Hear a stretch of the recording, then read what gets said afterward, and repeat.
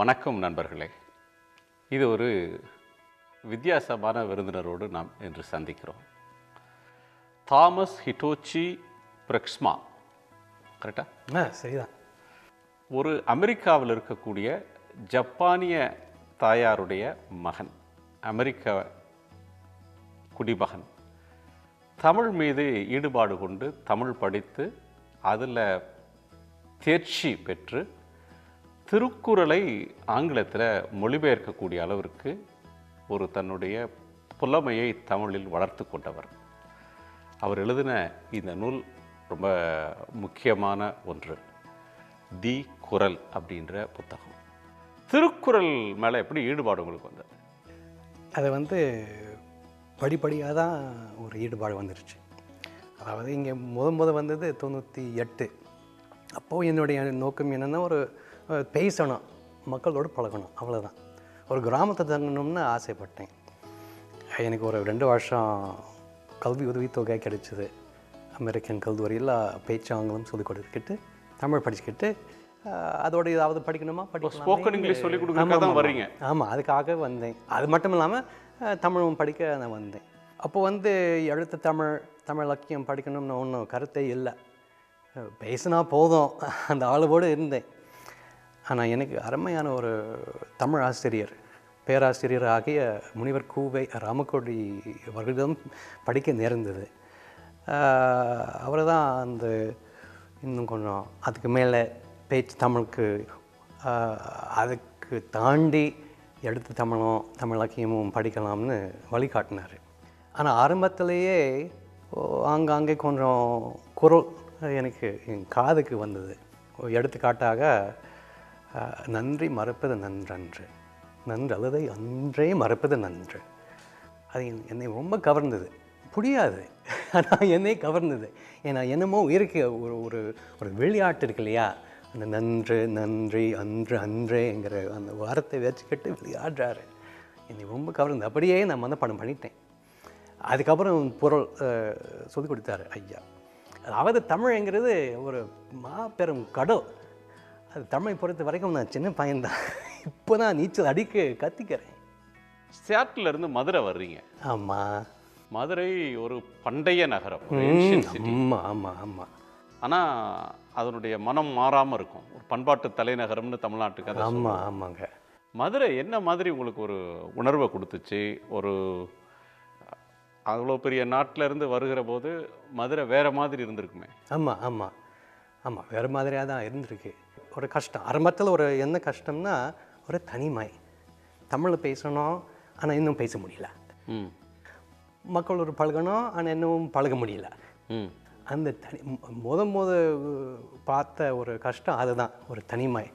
எப்படி ஆரம்பிக்கணும்? ஏன்னா பல பேருக்கு ஆங்கிலம் நல்லா தெரியும்.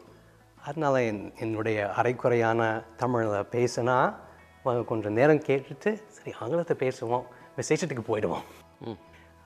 அதே ரொம்ப கஷ்டமாக இருந்துச்சு. அந்த கிராமத்துக்கு போன பிறகு தான் பேசுகிறதுக்கு நல்ல அருமையான வாய்ப்பு.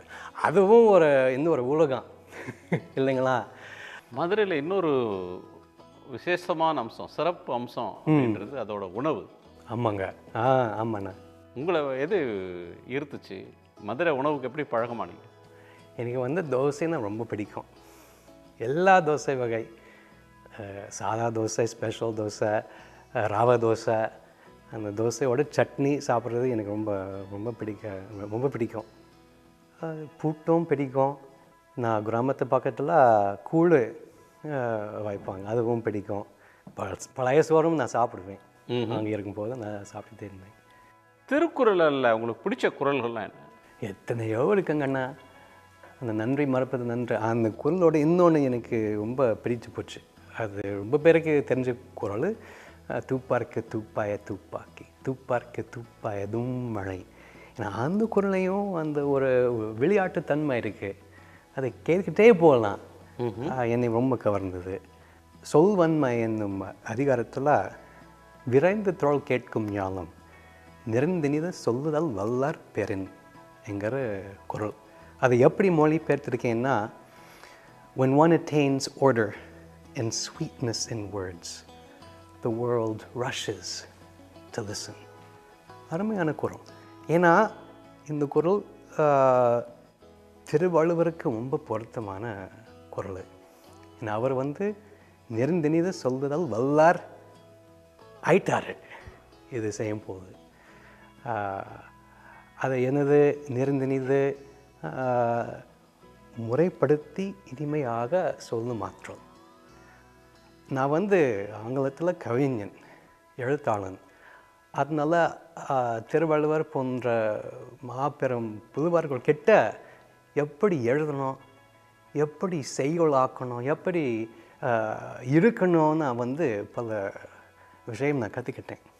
ஏற்கனவே இங்கிலீஷில் பண்ண டிரான்ஸ்லேஷனுக்கும் உங்கள் டிரான்ஸ்லேஷனுக்கும் என்ன வித்தியாசம்? ஒரு எடுத்துக்காட்டு, செய் நன்றி அறிதல் என்னும் அதிகாரத்தில் பயன்தூக்கர் செய்த உதவி நயன்தூக்கின் நன்மை கடலிற் பெரிதுன்னு அருமையாக பாடி வச்சிருக்காரு வள்ளுவர்.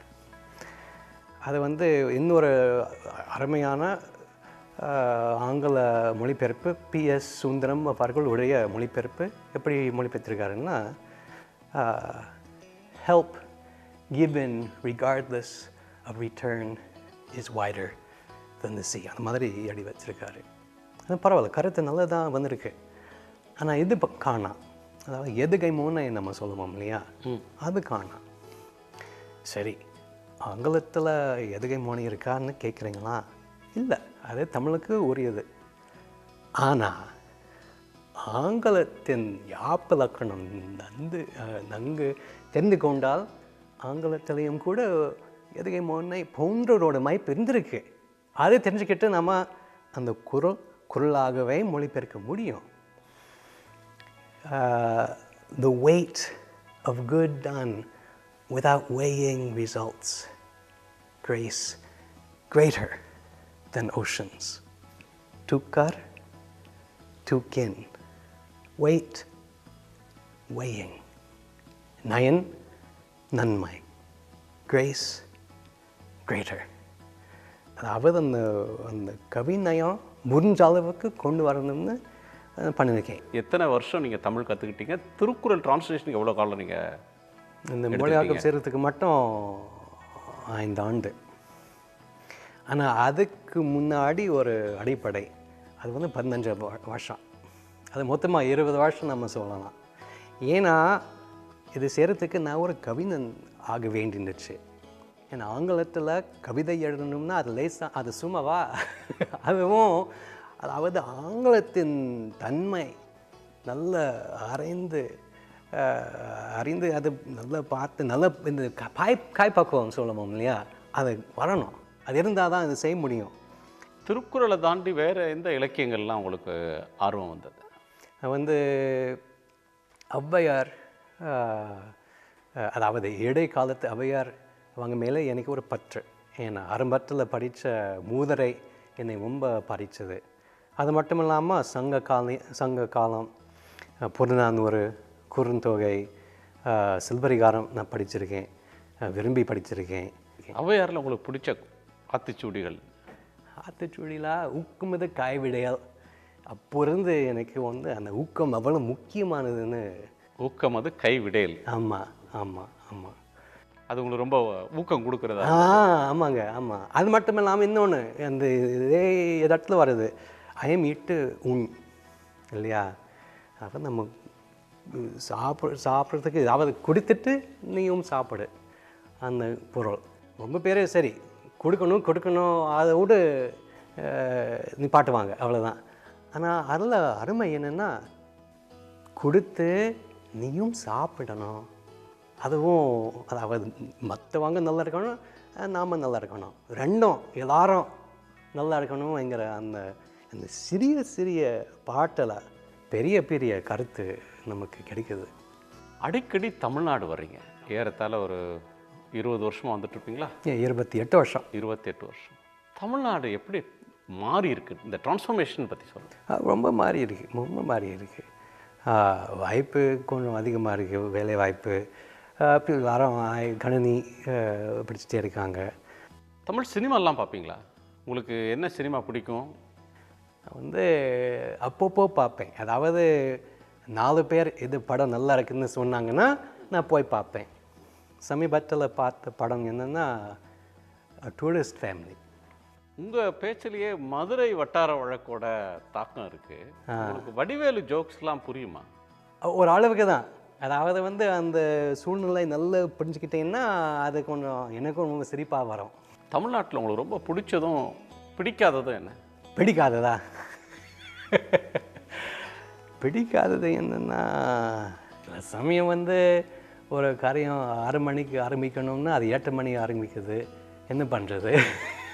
ஆனால் ரொம்ப பிடிச்சது என்னென்னா, நான் அடிக்கடி இது கேள்வி வரும்போது நான் விருந்தோம்பல்னு சொல்லுவேன். ஆனால் அதோடு இன்னொன்று சேர்க்கணும்னு ஆசைப்படுறேன். அதாவது வந்து நான் தங்கியிருந்த கிராமத்தில் ஒரு ஒரு ஒற்றுமை நான் பார்த்துருக்கேன். அதாவது வந்து இந்த ஊரில் பல்வேறு இனத்தை சார்ந்த மக்கள் இருக்காங்க, பல்வேறு மதத்தை சார்ந்த மக்கள் இருக்காங்க, இந்துக்கள் இருக்காங்க, முஸ்லிம் மக்கள் இருக்காங்க, கிறிஸ்தவர் மக்கள் இருக்காங்க. ஆனால் அதை வந்து பெருசை படுத்திக்க மாட்டாங்க. நம்ம ஒரே ஊர், நம்ம ஒன்றா இருக்கணும், பிரச்சனை வந்தாலும் பரவாயில்ல பேசிக்கிறோம். அந்த பண்பு என்னை ரொம்ப பாதிச்சது. இப்போ நான் வந்து யார், எங்கேருந்து வந்தவன், அவர் எனக்கு என்ன ஒன்றும் உருவம் இல்லை, ஆனால் ஆடி நம்ம ஆக்கிட்டோம். அதுதான் விருந்தோம்பலிருந்து உண்டாக்கிய ஒற்றுமை. மிக்க நன்றி. மிக்க நன்றிங்க. உடனுக்குடன் செய்திகளை தெரிந்து கொள்ள சன் நியூஸ் பெல் ஐகானை கிளிக் பண்ணுங்க.